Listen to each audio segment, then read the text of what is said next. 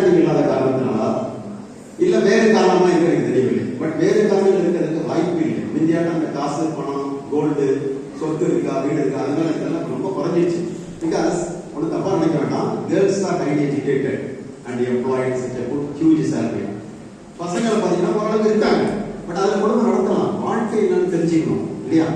மனசு எப்படி நிம்மதியா இருக்கலாம். நம்ம எதுக்காக கல்யாணம் பண்ணி கொடுக்கணும் நம்ம பசங்களுக்கு, பையன்களுக்கு? ஏன்னா பொண்ணு பசங்களை வச்சு கூட நம்ம சின்ன ஒரு குட்டி கான்ஃபரன்ஸ் நடத்தலாம் கூட எனக்கு ரொம்ப நாளா ஒரு ஐடியா இருக்கு. ஏன்னா இங்க வந்து அப்பா அம்மாக்கள் நம்ம பசங்களை போய் சொல்லி எவ்வளவு தூரம் அவங்க கேட்பாங்கன்னு தெரியல எனக்கு.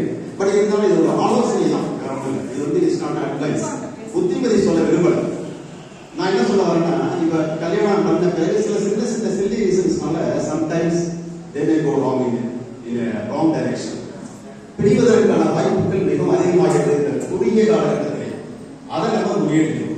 எப்படின்னா, பெரும்பாலான இப்ப எங்கள்கிட்ட வரக்கூடிய சில நம்ம கல்யாணம் பண்ணி வைக்கிறது ஒரு பக்கம் சேர்த்து வைக்கிறது, அதுவே கேஸ் நிறைய வந்துருக்கு. அது நம்ம வருத்தத்துக்குரிய செய்தி.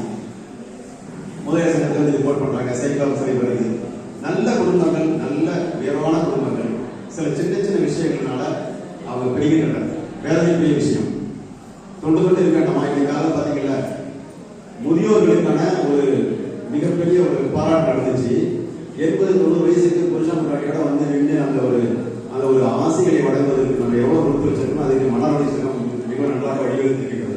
ஸோ அவ்வளவு தூரம் வாழ வேண்டிய ஒரு பருவம் இல்லையா? அது நான் என்ன சொல்ல வரேன்னா, பொண்ணு மாப்பிள்ளை முடிஞ்ச பிறகு, கல்யாணம் பிறகு, அது பொண்ணோட அப்பா அம்மாவாக இருந்தாலும் சரி, மாப்பிள்ளையோட அப்பா அம்மாவாக இருந்தாலும் சரி, அப்பா அம்மாக்கள் தான் காரணம். பல குடும்பங்களிலே அவங்க கூட்டி விடுறாங்க.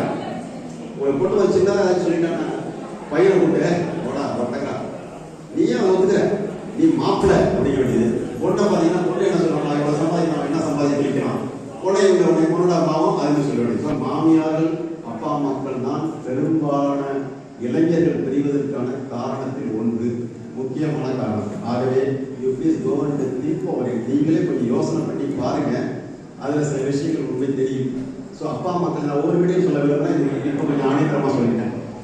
நம்மளும் தான் அப்பா அம்மாக்கள், எனக்கும் பேரன் இருக்கான், எப்படி நடந்துக்கணுங்கிறது நம்ம தான் மிகவும் அண்டர்ஸ்டாண்ட். எல்லாத்துலேயும் இருக்கு. இந்த காலத்து பிள்ளைங்களாம் அப்படிதான். நம்ம கொஞ்சம் அப்படியே இருந்து கொஞ்சம் பிரிட்ஜ் பண்ணணும், இணைக்கும் பாலமாக இருக்க வேண்டிய ஒழிய உடைக்கும் பாலமாக, உடைக்கும் நிறைய ஒரு போடு பண்ண வேண்டிய அப்படி இருக்கக்கூடாது.